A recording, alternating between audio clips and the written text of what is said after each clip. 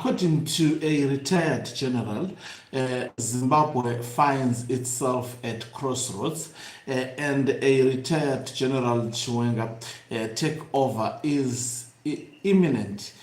From the look of things, when one look at what Emmerson Mnangagwa have already amassed over the past few months, one would think that Mnangagwa is in control. But I know there is a lot that people do not know behind the scenes. And also, if you look at the reaction of Emmerson Mnangagwa, as well as his supporters, you can tell that there is still a lot of work to be done. It's not yet a clear-cut win for Emmerson Mnangagwa. According to the retired General Winston Sikauke Mapra, he says it's a done deal. Zimbabwe find itself at crossroads, and an imminent takeover or presidency of retired General Chiwenga is on the horizon. What is it? Nobody knows. We will watch as we hear from the generals. Greetings and welcome to your lovely channel. If you are watching us for the very first time, please do remember to press the red or black subscribe button so that next time when we beam live, you become the very first one to watch us. So this is what retired Lieutenant General Winston Sikauke has penned down some few hours ago. He says Zimbabwe stands at crossroads. It has walked before, and those with eyes to see already know the destination. General Constantino Chiwenga will be next president of Zimbabwe and first secretary of ZANU-PF. He says this is not speculation. It is the apologies. This is not speculation. It is the trajectory of events already in motion, visible to anyone who has studied how power actually moves in this country, not through communiques and press statements, but through quiet repositioning of loyalties within the party structures. Even within Mnangagwa's own inner cycle, this reality is understood, even if it cannot yet be spoken aloud. No faction, no cartel, no constitutional maneuver has proven capable of altering what the structures of this party and this military ultimately decides. History does not repeat, it rhymes, and we have heard this rhyme before. Munwese kuna amai. In the final days of the Mugabe era, the G40 faction gathered around Amai Grace Mugabe, believing proximity to State House and to the first family was the surest path to succession. They neutralized Lacoste, aligned officials one by one, believing themselves untouchable because they held the ear of the president. We all remember how that ended, not in triumph, but in the ignominy of November 2017, watching the very apparatus they mocked dismantle their ambition in a matter of days. Now we are witnessing the same tactic deployed by the very men who once stood on the other side of that history. The neutralization of Lacoste stalwarts, the marginalization of war veterans who fought for this country's liberation, the elevation of a Zwikananda cartel whose loyalty is to proximity and patronage rather than to the party's founding principles. This is G40 in a new uniform. Different faces, same fatal miscalculation. Those who forget history are not condemned to repeat it. They are condemned to relive its ending. What befell the G40 architects will befall the architects of this current arrangement. The military does not forget who stood with the liberation struggle and who did not.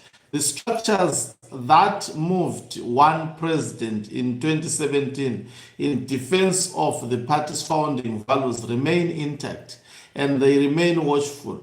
Mnangagwa will do well to remember that he did not create the system that brought him to power, he inherited it.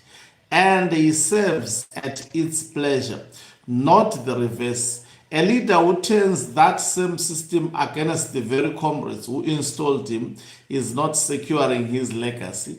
He is authoring its shameless end. It pains me to say this, but the truth does not die. Retired Lieutenant General Winston Sikauke Mabranka. Let me take about three comments. Someone says, we have heard these sweet talks from you for some time and to no avail. We are tired.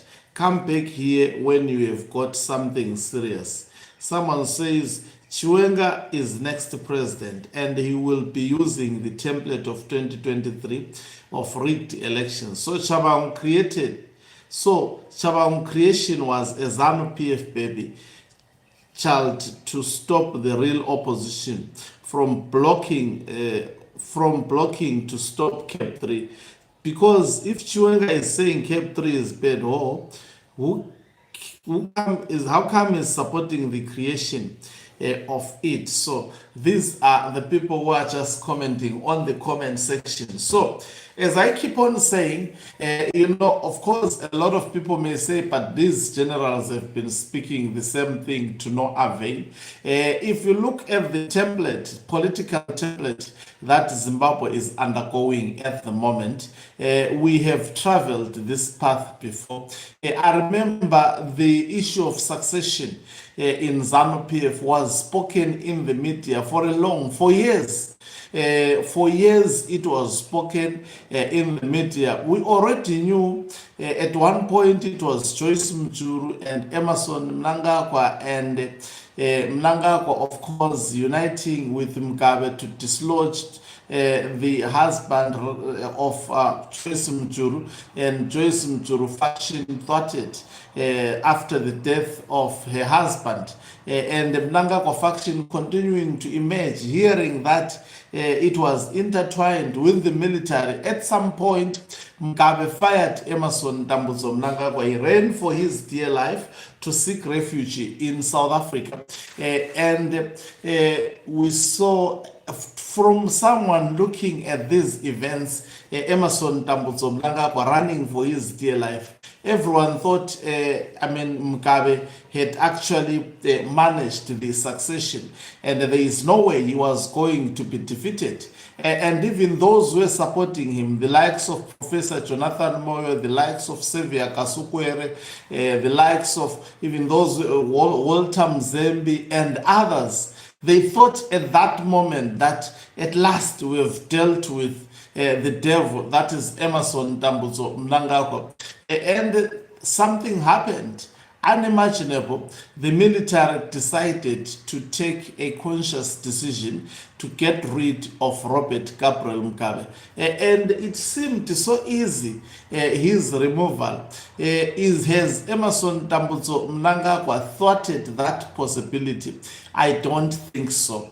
In fact, from the look of things, Mnangagwa even himself acknowledges through his actions that it's not yet over. I've never seen him celebrating. Of course, he's appearing comfortable to say very dangerous statements. And in my view, the statements that he says, they will definitely lead or propel the military and actually others working with it, the war veterans and the retired military generals, to fight more. Remember, what was the last statement of the retired military generals? They acknowledged that Emerson Dambudzo Mnangagwa has decided to go on with Cap 3, but they said that they encouraged Zimbabweans to mobilize each other peacefully and uproot Emerson Dambudzo Mnangagwa. That is the last word that was said by retired Vice Marshal Mchena. He said they are not going to flinch. they are not going to back down. They are going to defend the constitution of 2013. Mnangagwa understands this very well. His followers, the likes of Themba Mliso, they understand this very well. The likes of Owen Muta Ncube, they know that the threat on paper, they appears to be ahead. This is what was happening also during the period of Robert Gabriel Mugabe.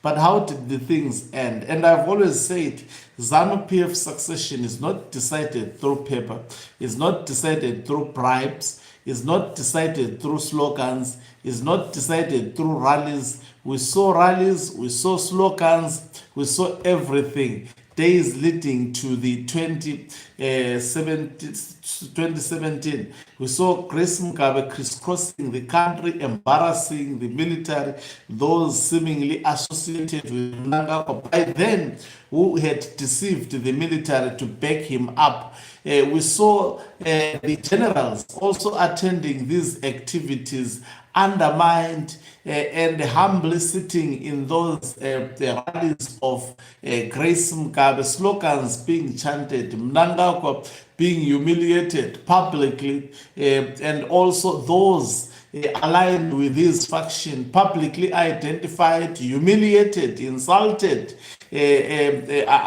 booed.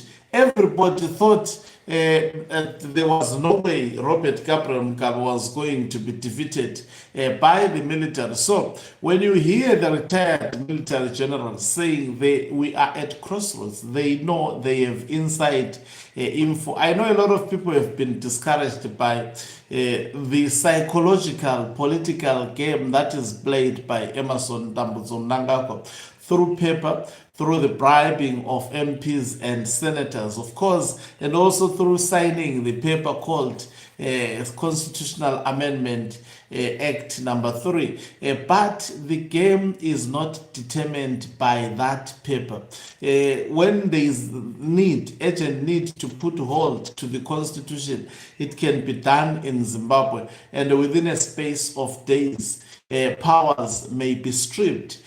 So we are most probably heading to that particular period. Thank you very much for watching us. If you're watching us for the very first time, please do remember to press the red or black subscribe button so that next time when we beam live, you become the very first one to watch us. You can financially support this channel by pressing the join button and be part of our members who are the heartbeat of this channel. You can equally do so by pressing the thanks button and send the stars. Let me love and leave you. Let's meet you on the other side of the live broadcast.